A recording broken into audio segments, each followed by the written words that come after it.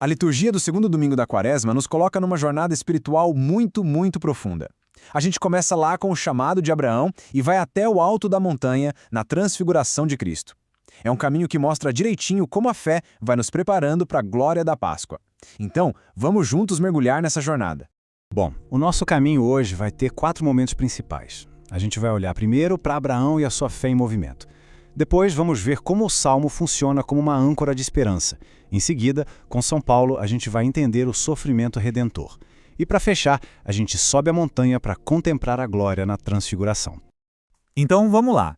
Nosso ponto de partida é o comecinho de tudo, sabe? O início da história da salvação, que é justamente o chamado de Deus a Abraão. É aqui que tudo se inicia, com esse convite de Deus e uma resposta de confiança total do homem. Olha só a força desse chamado. É algo radical, né?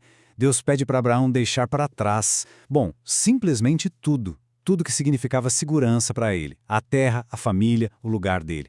É o início de uma caminhada que não se baseia naquilo que se pode ver, mas unicamente na promessa de Deus. E em resposta a essa fé, essa entrega total, Deus faz uma promessa. Aliás, uma promessa tripla que vai mudar o rumo da história. Ele promete uma terra, uma descendência, incontável, e uma bênção que, a partir de Abraão, alcançaria todas as nações da terra.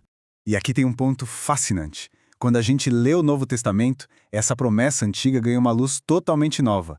Aquela descendência que abençoaria todo mundo, a gente descobre que não é um povo, mas uma pessoa, Jesus Cristo. É por isso que, pela fé em Cristo, todos nós nos tornamos, de certa forma, filhos de Abraão. Ok, mas como é que se sustenta uma fé assim, né? Uma fé que pede para a gente caminhar no escuro, no desconhecido. Pois é, a liturgia nos dá a resposta, e ela está no Salmo. Ele funciona como uma verdadeira âncora de esperança no meio dessa jornada. E essa é a essência do Salmo, a nossa âncora espiritual. A grande lição aqui é uma mudança de foco na nossa confiança. Sabe, em vez da gente se apoiar nas nossas próprias forças, nas nossas seguranças aqui da terra, o chamado é para a gente se apoiar, se firmar na misericórdia de Deus. Então, veja bem, essa esperança não é uma coisa passiva, um simples sentimento de vai dar tudo certo. Não. É uma postura ativa, é uma atitude espiritual de reconhecer que Deus é o nosso verdadeiro protetor. Ele é nosso auxílio e nosso escudo, especialmente quando as coisas apertam. Agora a nossa jornada fica ainda mais profunda porque a gente encontra São Paulo. E ele nos apresenta uma realidade que, sim, é desafiadora, mas é absolutamente central na vida cristã, o mistério do sofrimento. Mas não um sofrimento qualquer, o sofrimento unido ao de Cristo. O convite de Paulo é direto. Ele não fala para a gente fugir das dificuldades. Pelo contrário, ele chama a gente para participar delas por amor ao Evangelho. Mas, e aqui está o ponto-chave, existe uma condição. Não é com a nossa força, é confiando no poder de Deus. E isso aqui esclarece uma verdade que é, fundamental. A nossa salvação, a nossa vocação para ser santo, nada disso vem dos nossos méritos, do que a gente faz por merecer. Não, tudo isso nasce de um plano gratuito de Deus, de uma graça que Ele nos deu em Cristo. Olha que incrível. Antes mesmo que o tempo existisse. É exatamente por isso, porque Cristo destruiu a morte, que o sofrimento ganha um sentido completamente novo para nós. Ele deixa de ser um ponto final, um beco sem saída, e se transforma num caminho. Um caminho de união com a paixão de Jesus. Um caminho que, no fim, leva à vida. Bom, e agora a gente chega no ponto mais alto da nossa jornada. No cume da montanha, literalmente. O Evangelho nos convida a subir com Pedro, Tiago e João para testemunhar um momento único, a transfiguração do Senhor.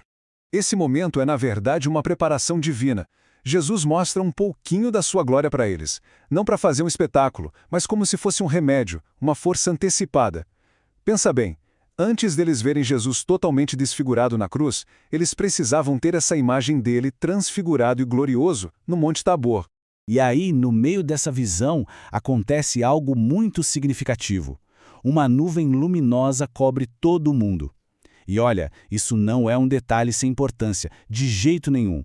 Essa é a Shekinah, é o grande sinal da presença de Deus lá no Antigo Testamento, a mesma nuvem que guiava o povo de Israel no deserto.